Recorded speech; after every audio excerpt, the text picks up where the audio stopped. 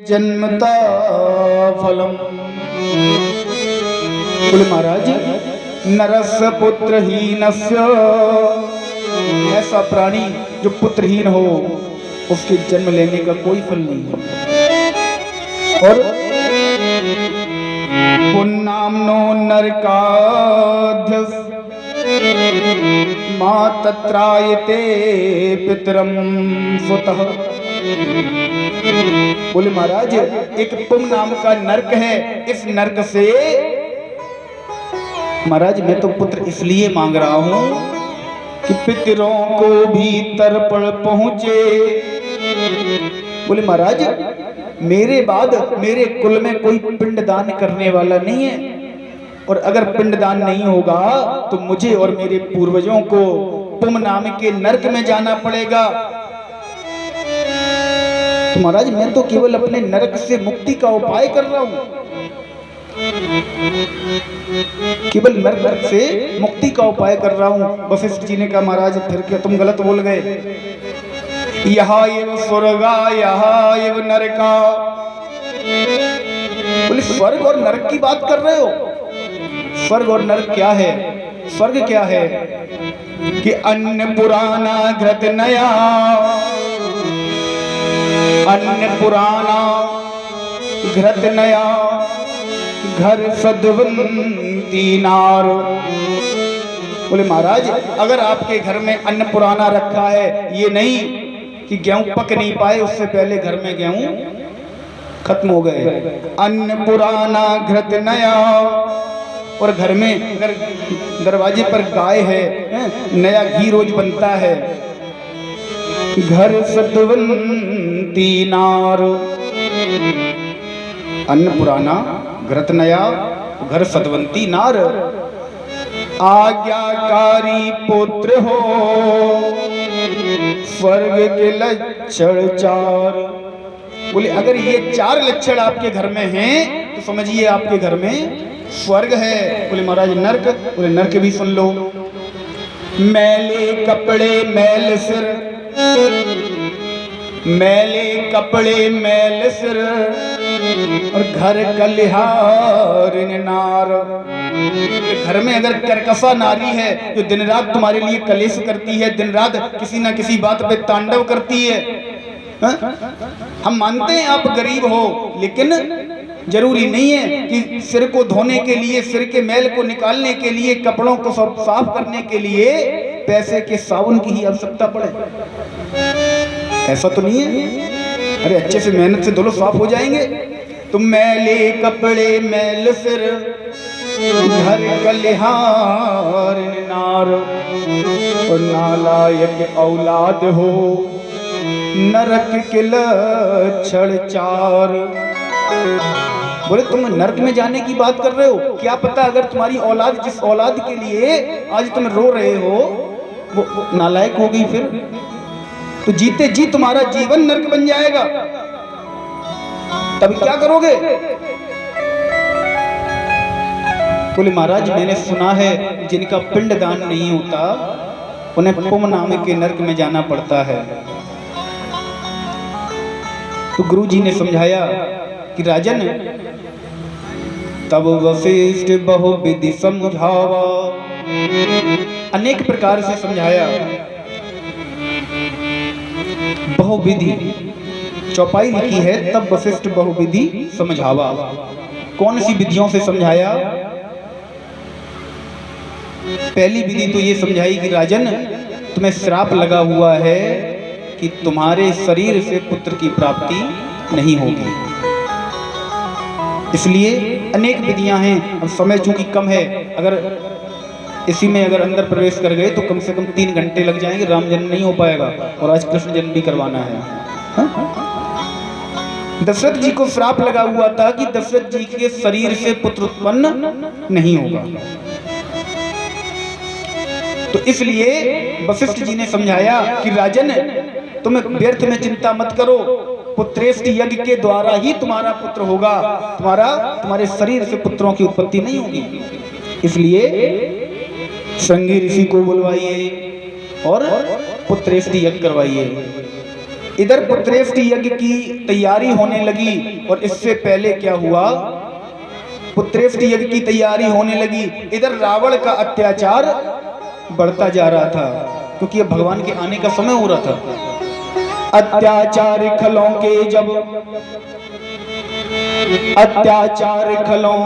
के जब भूमंडल पर बढ़ जाते हैं, धरती के सारे प्राणी मिलकर त्राहि त्राहि चिल्लाते हैं। कभी रामदेव, कभी कृष्णदेव, कभी नरसिंह बन आते हैं। इधर रावण का अत्याचार इतना बढ़ता जा रहा था, इतना बढ़ता जा रहा था कि चारों तरफ एक ही चीज हो रही थी। क्या, कौन सा समय था कि जिस समय पाकिस्तानों में,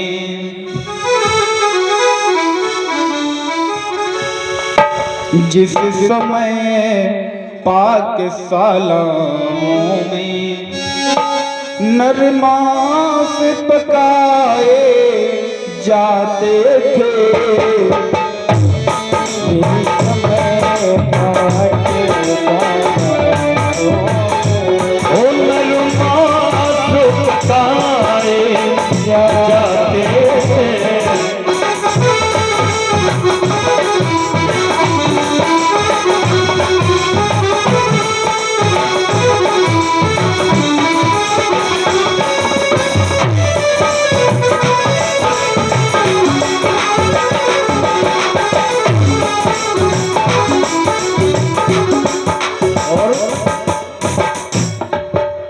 समय देव प्रतिमाओं पर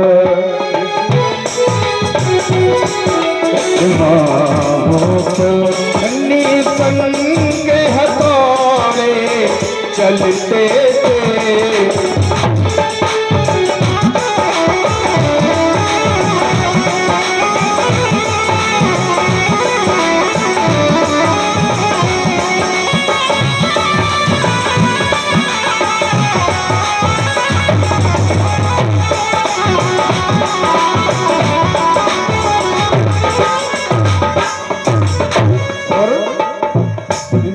समय सनातन धर्म ग्रंथ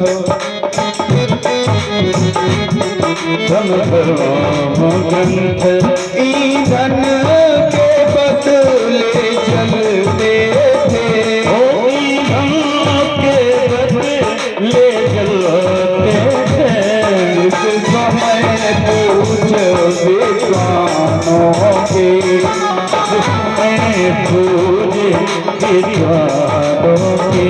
मस्तक ठुकराए जाते थे, मस्तक ठुकराए जाते थे।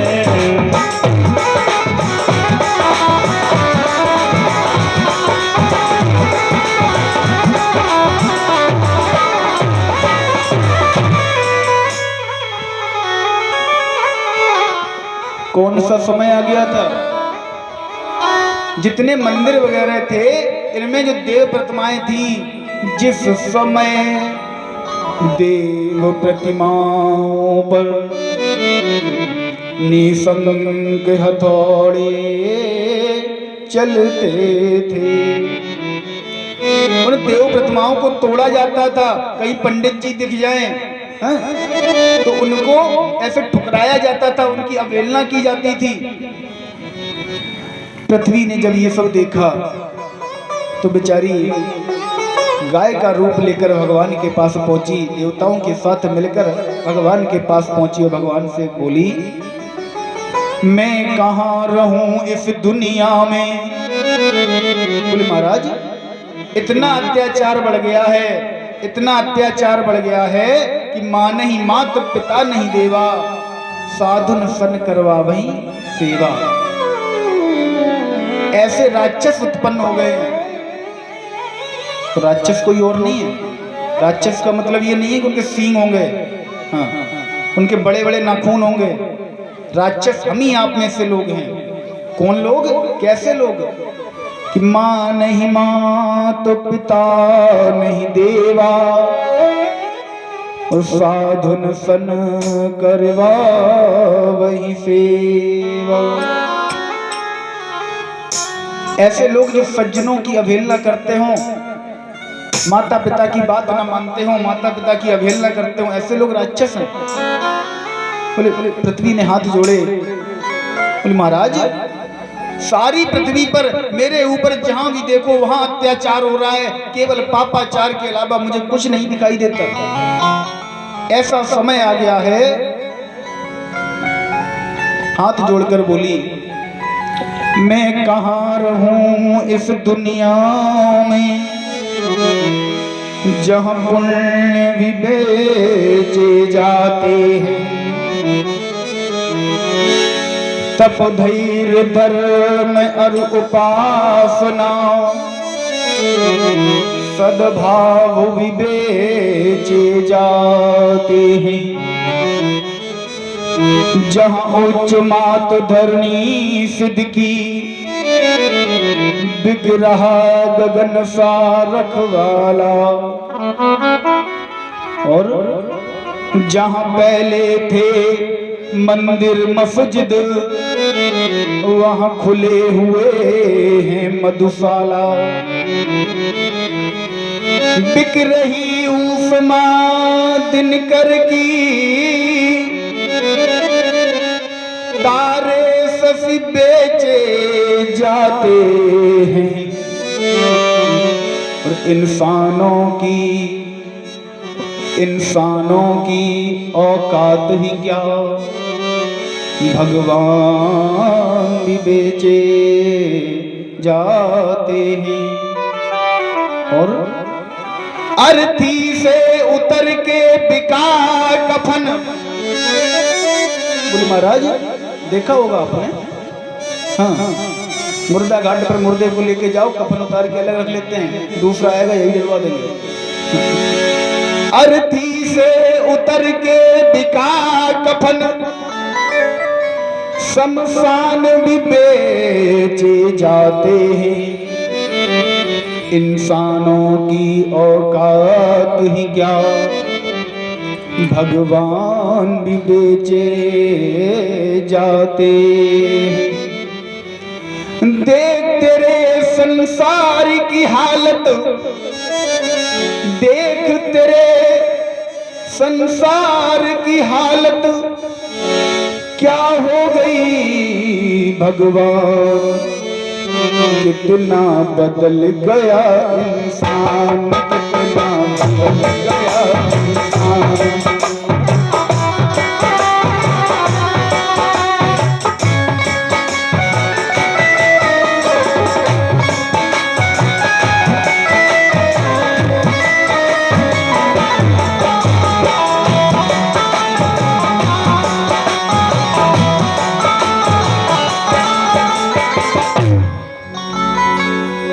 पृथ्वी ने हाथ जोड़े कि महाराज आज ये हालत हो रही है संसार में, अब तो कुछ तो करो। भगवान ने पृथ्वी को आश्वासन दिया कि पृथ्वी मेरी प्यारी पृथ्वी, मैं तेरा ताप मिटाऊंगा। पृथ्वी तुम चिंता मत करो, बहुत ही जल्द मैं अयोध्या में जन्म लेने वाला हूँ, अवतार लेने वाला हूँ। इधर पुत्रेष्टि यज्ञ करवाया गया, और पुत्रेष्टि यज्ञ में स्वयं अग्निदेव ने प्रकट होकर चरु दी। वशिष्ठ जी ने वो चरु को लेकर राजा को दिया, दशरथ जी को दी, और दशरथ जी से कहा यह हवि बांट दे नप जाई। बोले राजन इस हवि को ले जाओ और अपने हिसाब से जिसको जो भाग तुम्हें देना हो दे देना जाते हैं। इधर क्या हुआ, राजन उस हवि को लेकर आए। अब देखिए बंटवारे को समझना बहुत ध्यान से, बहुत ध्यान से समझना। अर्ध भाग शब्दों पर ध्यान देना। अर्ध भाग कौन कौसल्य ही दीना। क्या किया? एक भाग के दो भाग किए पहले, अर्ध भाग, बीच में से बिल्कुल आधा कर दिया। अर्ध भाग कौसल्य ही दीना, आधा भाग पहले उन्होंने कौसल्या को दे दिया। अब क्या किया? उभय भाग, उभय माने बचा हुआ, उभय भाग आधे कर कीना। अब बचे हुए भाग को फिर से आधा किया। फिर से जब आधा किया, फिर क्या किया उन्होंने? दो रानियां बची थी, दोनों को दे दिया। यही किया? नहीं, ये नहीं किया। उभय भाग आधे कर कीना, जब उसमें से दो हिस्से कर लिए, जो बचा हुआ भाग का उसका भी आधा कर दिया। कौसल्या के कई हाथ इधर, कौसल्या ने केकई के हाथ पे रखा और दीन सुमित्र ही, दीन सुमित्र ही मन प्रसन्न कर। अब देखिए यहां से समझिए, पहले तो पूरा भाग लेके गए, पूरे भाग के दो भाग किए, अर्ध भाग कौसल्य दीना, और जो बचा हुआ था उसमें से बांट दिया। फिर क्या हुआ? कौसल्या माने उभय भाग, उस भाग को आधा किया और केकई से कहा तुम हमसे बड़ी हो छोटी हो, लो ये तुम्हें दे रहे हैं। केकई से कहा तुम हमसे छोटी हो, लोग ये तुम्हें दे रहे हैं। लेकिन केकई ने कहा नहीं, ये सुमित्रा को देना चाहिए। दीन सुमित्र ही मन प्रसन्न कर। इसीलिए सुमित्रा भैया के कितने हुए? दो। क्यों? कितने भाग पहुंचे मैया के पास? दो भाग पहुंचे। रामचरितमानस की एक एक चौपाई में अर्थ छुपा है, समझिए उसे केवल। अब महाराज इधर एक चीज और, लोग प्रश्न कर देते हैं कि महाराज राम जी ने अयोध्या को ही क्यों चुना, अयोध्या में ही जन्म क्यों लिया, कहीं और ले लेते। बोले कि प्रभु ने जब जन्म लिया तो हमेशा राजा रजवाड़े में ही जन्म लिया। हाँ, कभी गरीब के यहाँ जन्म नहीं ले सकते थे, गरीब के यहाँ ले लेते। क्यों लिया अयोध्या में जन्म? सुनिए, अयोध्या में जन्म लेने का प्रभु का सबसे पहला कारण ये था, घर घर में तुलसी थी, आनंद मदन सत्संग भी था। बोले महाराज अयोध्या के हर घर में तुलसी मैया पहले से ही थी। अब आप सोचो भगवान हमारे यहाँ जन्म ले लें, कैसे ले लें? आपके यहाँ खड़े हैं मनी प्लांट देवता। हाँ हाँ, तुलसी का तो नाम ही निशान नहीं है। अयोध्या के दरवाजे पर, हर दरवाजे पर गौ माता बंधी थी, गौ माता की सेवा होती थी।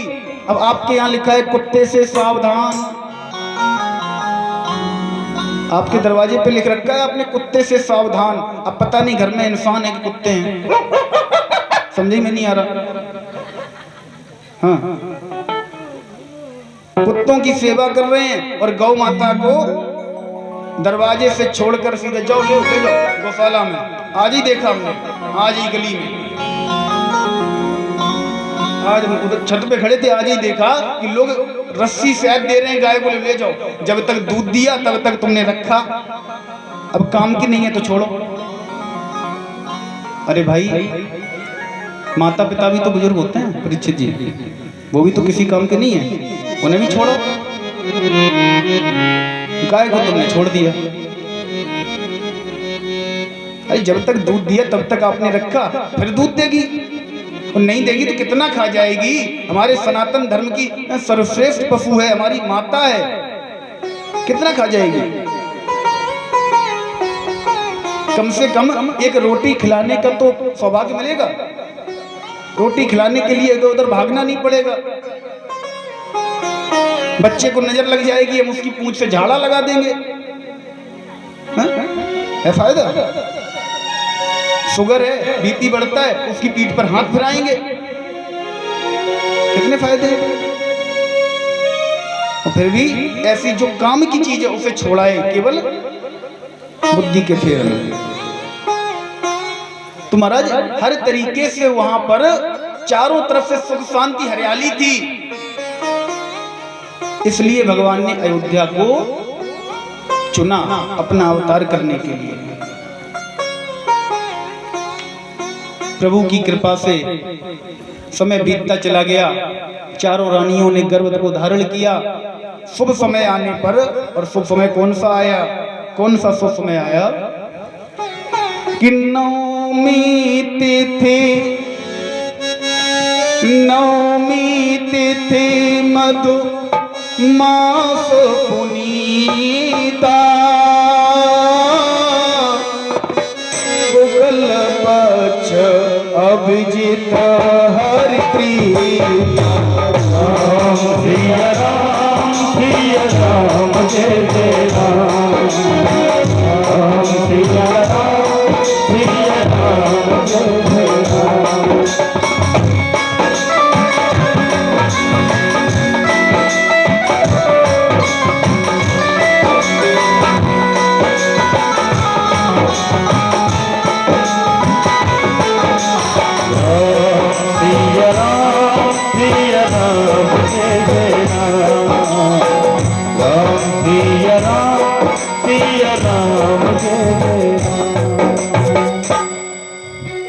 कब हुआ भगवान का अवतार? नवमी तिथि। नवमी तिथि को भगवान ने अवतार लिया। अब नवमी को ही क्यों लिया? इसके पीछे भी एक कारण है। कारण क्या है? 9 का जो अंक है वो अपने आप में पूर्ण अंक है। कैसा है परीक्षित जी? पूर्ण।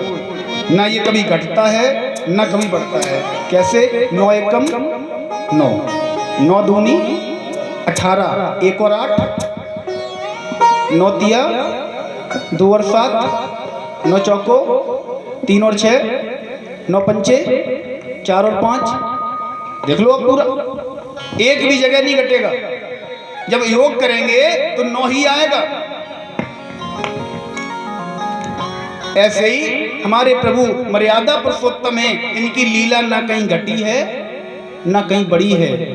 अगर खुद बहुत अधिक हर्ष हो गया तो भी एक जैसे, और बहुत अधिक दुख आ गया तब भी एक जैसे, कोई फर्क नहीं है। और आए किस समय कि मध्य दिवसोति, मध्य दिवस अति शीत न घाम,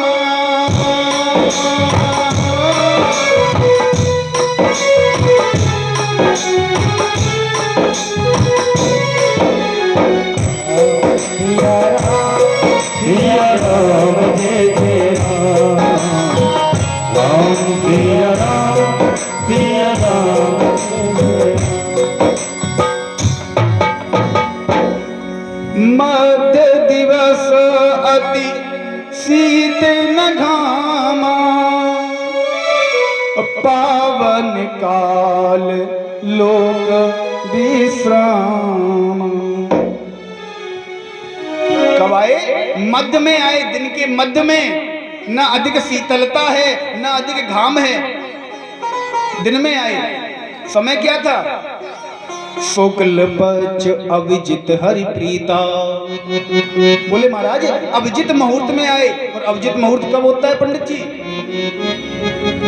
11:36 से 12:24 के बीच। कौन सा होता है? दिन में 11:36 से 12:24 के बीच का ये मुहूर्त अभिजित मुहूर्त है। कोई भी मुहूर्त मत निकलवाओ, कैसा भी खराब दिन हो। हाँ, केवल चौथ को बचाए रहना, कहीं भी पूछने मत जाओ। अभिजित मुहूर्त में कोई भी काम आंख बंद करके कर डालो। कोई भी काम करना हो, घर बनवाना हो, कुआं खुदवाना हो, नल लगवाना हो, कुछ भी करना हो, गाड़ी खरीदनी हो, 11:36 से 12:24 के बीच का समय याद रखें, दिन में कर डालो कोई भी काम। इससे अच्छा मुहूर्त कौन होगा? जो स्वयं भगवान ने अवतार लिया जिस मुहूर्त में। तो महाराज आज प्रभु ने अवतार लिया, और कैसे अवतार लिया? प्रगट कृपाला दीन दयाला कौशल्या हर विद्य महातारी पुण्य मदहारी अद्भुत रूप विचारी अभिरामा तनु धन श्यामा निज आयुष मुचारी भूषण मन माया नयन दिलारा शोभा कर सोनी हस्त पितोनी तेरे करो माया गुण जाना दीन अमाना मेरे पुराण मन आज प्रसाद सब गुण गावई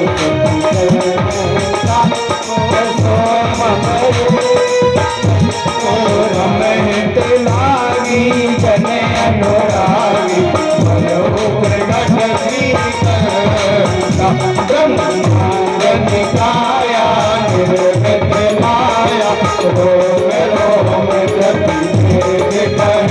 ममे रोवागी यह शिवाजी दीन मत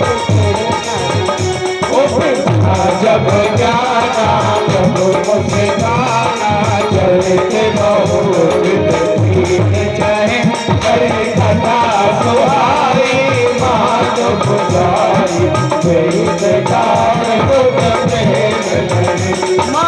आपने बोली सो मधि डोली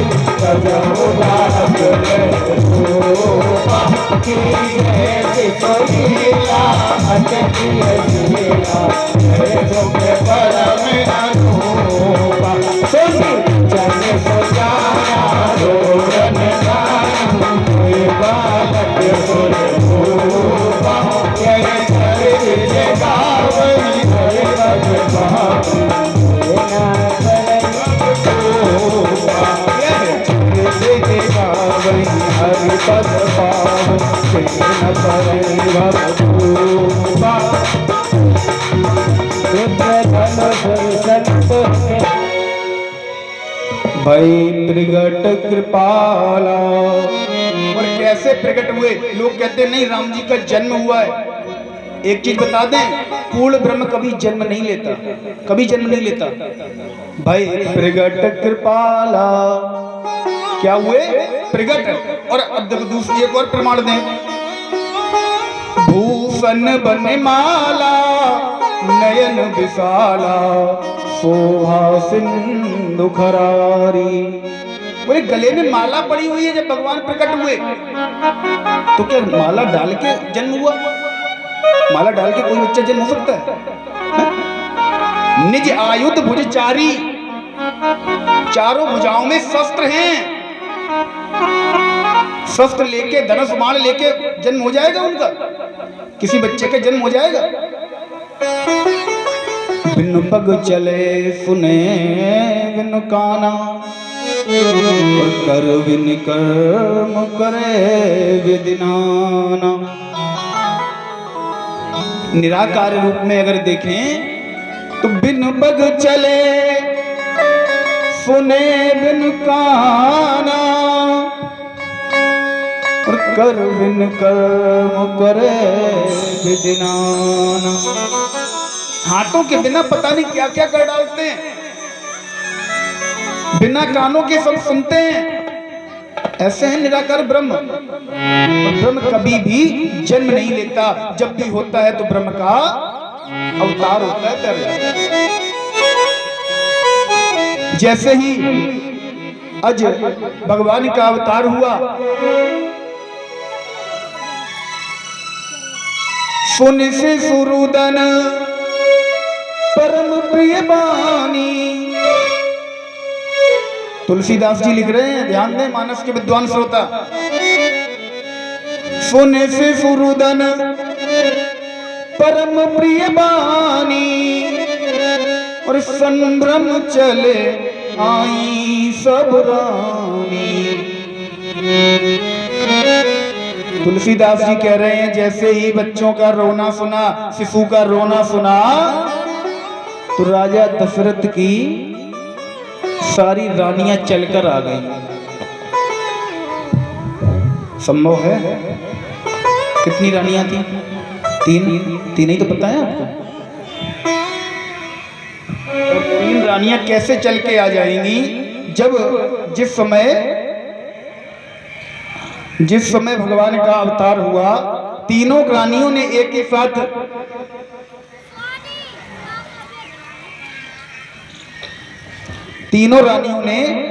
साथ जब गर्भ को धारण किया, तो तीनों रानियों एक के जब प्रभु का अवतार हो गया, कौशल्या माँ की जब बच्चे ने जन्म ले लिया, तो फिर दोनों रानियां जो होंगी वो क्या चलने की हालत में होंगी? जब एक ही साथ गर्भ धारण हुआ, बताइए आप विचार कीजिए, होंगी चलने की हालत में? फिर तुलसीदास जी कैसे लिख रहे हैं कि संभ्रम चल आई सब रानी, बोले कि सारी रानियां चल के आई। अब इसे थोड़ा अध्यात्म से देखते हैं 2 मिनट में, समय भी नहीं है, अभी कृष्ण जन्म भी होना है, 4 बज चुके हैं। अध्यात्म से देखते हैं तो दशरथ कौन है? कौन है दशरथ? हम आप सभी दशरथ हैं। कौन है?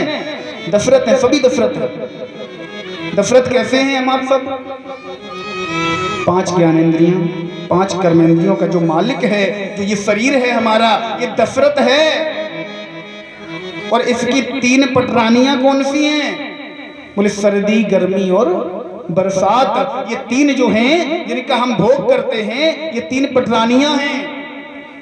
पटरानियां हैं 3। खैर फोन बजने लगा था, डिस्टर्ब हो गया। मेन चीज ये थी। हाँ। और ये अगर आपकी टोन थोड़ी चल रही होती तो फोन की टोन हमें सुनाई ना देती। तो महाराज राजा दशरथ की 365 रानियां कौन सी हैं? जो एक वर्ष में 365 दिन होते हैं, उनका भी तो भोग हम ही करते हैं। तो वो 365 रानियां हैं, और ऋतुएं जो 3 हैं, ये 3 प्रमुख पटरानियां हैं। तो इस चौपाई को अध्यात्म से जोड़ के देखिए, तब इसका अर्थ समझ में आता है। संभ्रम चल आई सब रानी, यानी कि राजा दशरथ के 365 रानियां हैं। 3 रानियां नहीं है, ये 3 तो पटरानियां हैं। महाराज इधर राम जी का अवतार हुआ, अयोध्या में बधाइयां होने लगी, राजा दशरथ सभी को दान देने लगे। हो चक्रवर्ती, और भगवान राम का जन्म हुआ है, और ताली का सहयोग करेंगे सभी भक्त। हो चक्रवर्ती चूड़ामणि को महाराजा नप दशरथ को आई सुनाने खबर। और मीठी मीठी ताली के साथ भगवान राम का बधाई। जब बच्चा कोई होता है, देखो अभी राम जी आए हैं, अगर राम जी के जन्म की आपको खुशी नहीं है तो कृष्ण जी के जन्म में मैं किसी को नहीं उठने दूंगा, ध्यान रखना। हाँ, अगर राम जी के जन्म की खुशी नहीं है, चूड़ामणि को महाराजा नप दशरथ को आई सुनाने खबरिया, पैदा हो गए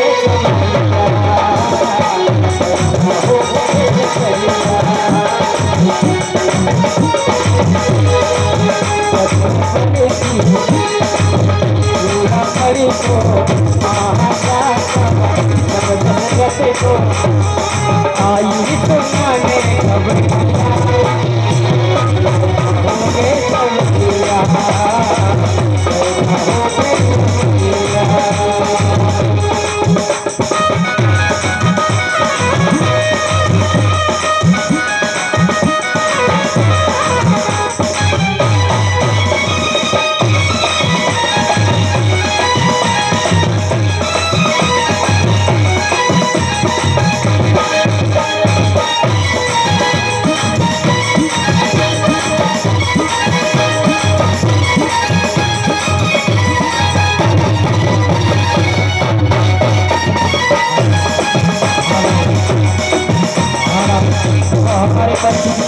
सभी कलाकारों को बधाई दी जा रही है, बहुत साधुवाद है। ध्यान दें, न्यौछावर करके कोई भी मंच पर न रखे। जरूर।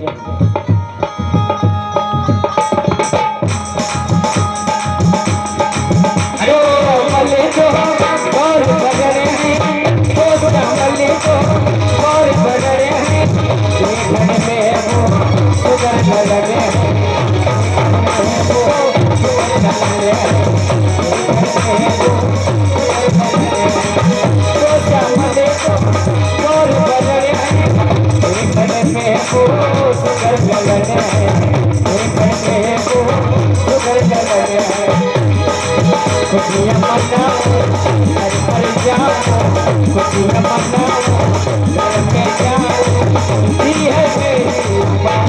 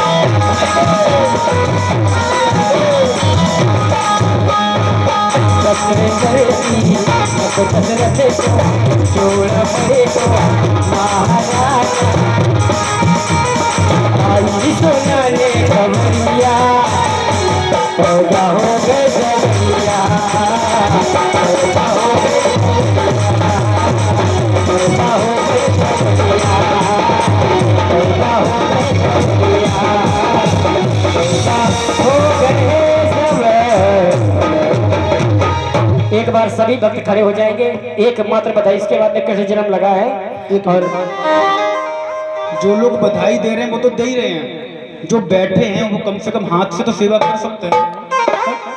सभी लोग झूमते हुए आज भगवान राम के उत्सव में नाचेंगे, झूमेंगे, कहेंगे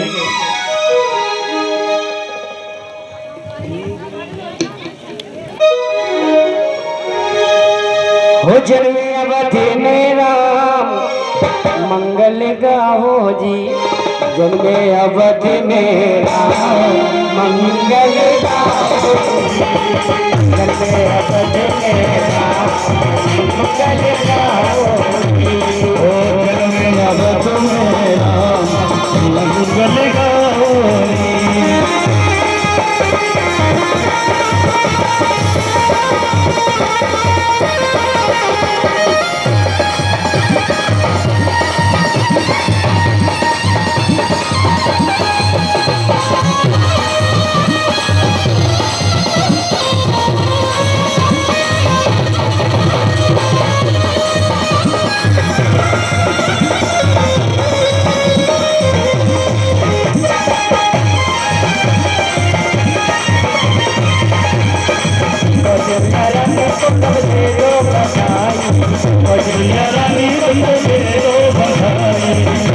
बधाई मैया दे दो बधाई, दे दो बधाई मैया दे दो बधाई। कौशल्या रानी को दे दो बधाई, कौशल्या मैया तुमको दे दो बधाई। आई रे आई देखो शुभ घड़ी आई, ओ आई जी आई देखो शुभ घड़ी आई, आई रे आई देखो शुभ घड़ी आई, ओ आई जी आई देखो शुभ घड़ी आई। मिलके चलो रखना ओ मिलके चलो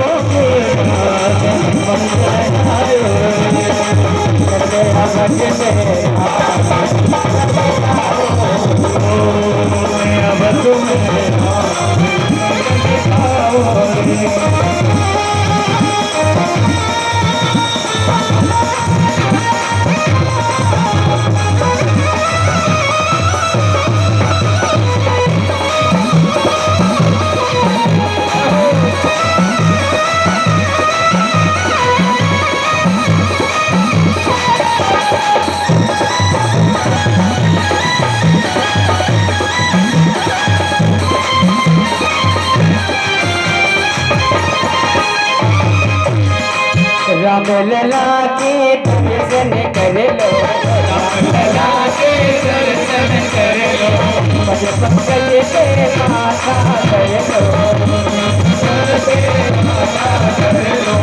राम लला के दर्शन कर लो, राम लला के दर्शन कर लो, पद पंकज पे माथा कर लो, पद पंकज पे माथा कर लो।